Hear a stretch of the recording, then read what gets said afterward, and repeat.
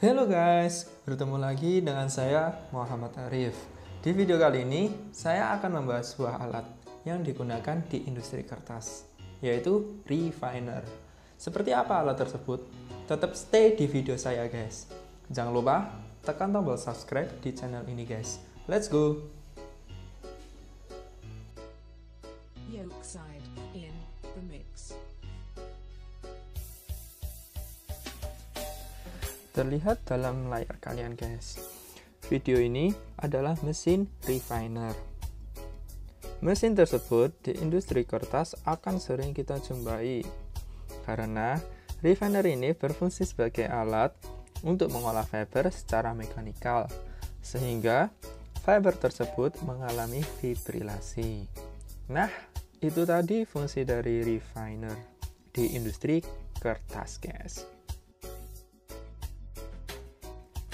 Apakah kalian tahu apa itu fiber guys? Nah, jika kalian belum tahu, kalian bisa tonton konten video yang berjudul kertas itu dari mana ya? Di video tersebut, kalian akan tahu apa itu fiber guys. Jika kalian sudah tahu apa itu fiber, kalian bisa tulis di kolom komentar guys. Dalam refiner tersebut, saya jelaskan bahwa fiber diolah secara mekanikal, sehingga membuat fiber menjadi terfibrilasi. Apa yang dimaksud dari fiber diolah secara mekanikal? Fiber yang masuk ke dalam refiner dan berada di antara sela-sela pisau refiner yang berputar, yang biasa disebut rotor, dan pisau yang tidak berputar, yang biasa disebut stator. Di dalam refiner tersebut, fiber mengalami penggerusan yang akan membuat permukaan fiber berserabut yang kita kenal dengan nama fibrilasi. Dalam gambar bisa kita lihat rotor dan stator berada di bagian yang ditunjukkan pada gambar.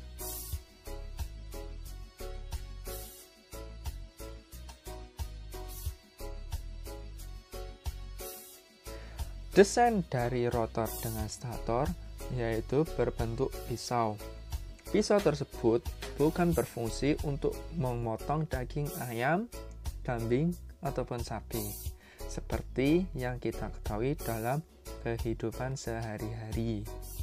Tetapi, pisau ini berfungsi untuk menggiling atau menggurus, dan desain dari pisau ini tidaklah tajam.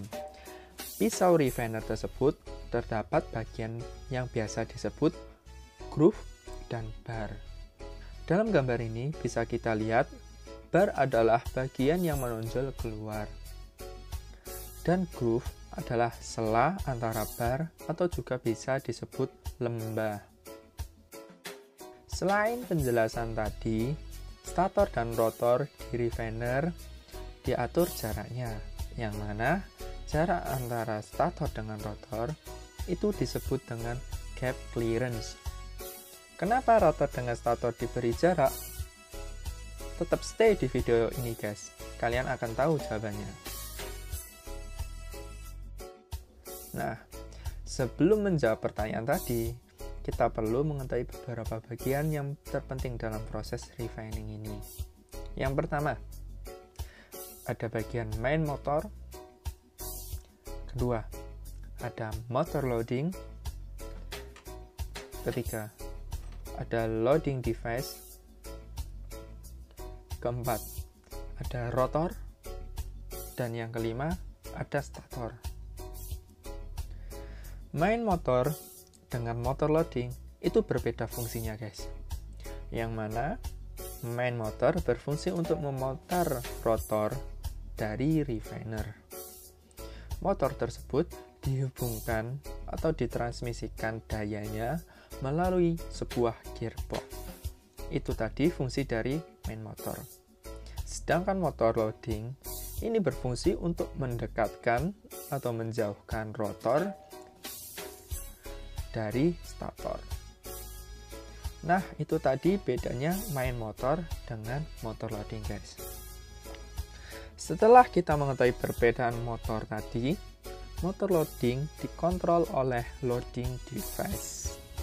Bagaimana sih cara kerja dari loading device ini, guys? Nah, bisa kita lihat pada gambar. Ketika loading motor berputar untuk memajukan rotor mendekati stator, maka jarak antara stator dengan rotor akan semakin dekat. Untuk mengontrol kapan mendekat atau menjauh, digunakanlah loading device untuk mengontrol dari motor loading tersebut. Bagaimana caranya? Yuk kita simak penjelasan ini. Pada salah satu sisi frame stator, itu dipasang proximity switch atau contacting limit switch. Proximity switch ini berfungsi untuk mengindikasikan bahwa antara stator dan rotor dalam posisi open atau posisi loading. Bila limit switch on, berarti posisi stator dan rotor open. Pada kondisi limit switch on, motor loading tidak bisa bergerak memundurkan rotor. Pada kondisi limit switch on, motor loading hanya bisa bergerak maju dengan putaran motor high speed. Ketika rotor bergerak maju terus, maka pada suatu titik limit switch akan off. Maka motor loading akan berputar dengan slow speed. Pada kondisi limit switch off, motor loading akan memajukan rotor dengan low speed sampai main motor power mencapai set point. Pada posisi auto set point, motor loading akan menggerakkan rotor maju atau mundur untuk mempertahankan penggunaan power motor sama dengan set point dengan low speed mode. Pada posisi limit switch off, motor loading akan memundurkan rotor dengan high speed mode bila terjadi kondisi sebagai berikut. Yang pertama, konsistensi stok itu kurang dari batasan low limit. Total stock flow itu kurang dari batasan low limitnya juga. Untuk power motor itu tidak boleh melebihi dari batas maksimalnya. Ada lagi, pressure stock inlet itu tidak boleh kurang dari batasannya.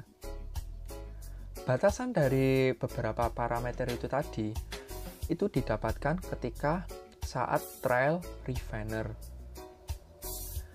Ada lagi ketika stock pump stop. Jadi ketika pumpnya itu berhenti, maka refiner akan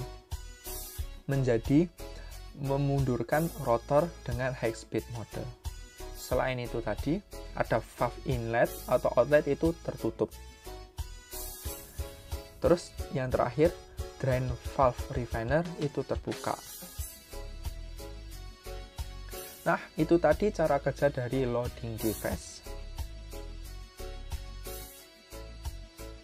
Selanjutnya, tadi disebutkan bahwa motor loading akan terus bergerak maju sampai set point tercapai. Set point pada refiner ini adalah nilai SRE. Kepanjangan dari SRE yaitu Specific Refining Energy. SRE kita ketahui dari rumus Net Refining Power dibagi dengan jumlah fiber yang melewati refiner selama 1 jam. Sedangkan Net Refining Power diperoleh dari perhitungan total power selama proses dikurangi dengan no load power. Selanjutnya, untuk no load power adalah kondisi power main motor bekerja untuk memutar rotor tanpa adanya fiber yang masuk ke dalam refiner, atau bisa disebut tanpa beban, terkecuali untuk menggerakkan rotor, air yang masuk ke dalam refiner, dan sistem transmisinya. kerja refiner SRE harus diperhatikan, hubungannya adalah dengan input refiner dan output refiner, yang mana input refiner adalah fiber dan output dari refiner adalah fiber yang terfibrilasi. Ketika refiner bekerja untuk mencapai fiber yang terfibrilasi sempurna, memerlukan beberapa faktor, yaitu yang pertama gap clearance, kedua putaran rotor atau kecepatan putaran rotor. Gap clearance sudah saya jelaskan sebelumnya. Apakah kalian masih ingat, guys? Apa itu gap clearance? Jika kalian masih ingat, bisa tulis di kolom komentar, guys. Gap clearance harus dijaga jaraknya sedikit lebih besar dari ketebalan fiber. Jika gap clearance jaraknya lebih kecil dari ketebalan fiber, maka output dari refiner akan lebih banyak fine-nya daripada fiber yang terfibrilasi. Apa sih itu fine? Fine adalah fiber-fiber yang terpotong menjadi lebih kecil, dan fan akan menyebabkan tingkat kekuatan dari kertas menurun. Karena tujuan dari fiber diolah menjadi fiber yang terfibrilasi sebenarnya adalah memperbanyak gugus min OH yang terdapat dalam fiber, sehingga ikatan hidrogen antara fiber akan semakin banyak dan membuat kertas semakin kuat. Selain berdampak pada fiber, gap clearance yang semakin kecil atau sampai menempel tempat di stator, maka akan menyebabkan total power main motor semakin tinggi karena bergesekan dengan stator. Dan apabila terus-menerus akan menyebabkan pisau dari rotor dengan stator itu hancur. Bisa kita lihat pada gambar. Ini adalah gambar di mana pisau dari rotor dan stator hancur. Selain hubungan tersebut, juga terdapat hubungan apabila gap clearance jauh lebih besar dari ketebalan fiber, maka fiber yang terfibrilasi akan sedikit ataupun tidak ada fiber yang terfibrilasi. Maka dari itu sangat perlu dijaganya gap clearance di refiner ini. Faktor lain selain gap clearance juga terdapat faktor kecepatan rotor, yang mana pengaruhnya faktor lain selain gap clearance juga terdapat faktor kecepatan rotor, yang mana pengaruhnya juga sama, yaitu di output fiber yang terfibrilasi. Idealnya adalah kecepatan untuk memutar rotor ini disesuaikan dengan flow inlet dari refiner. Jika flow inlet semakin besar, maka kecepatan rotor juga harus semakin besar agar terciptanya fiber yang terfibrilasi juga semakin banyak. Dan juga sebaliknya, apabila hubungan flow inlet dengan kecepatan rotor terbalik, maka akan menyebabkan fiber tidak terfibrilasi ataupun banyak fiber yang terpotong menjadi fine.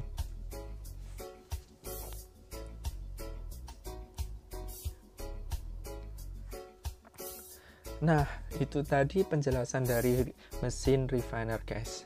Terima kasih sudah menonton video saya. Semoga bermanfaat. Sampai jumpa di video selanjutnya. Bye-bye.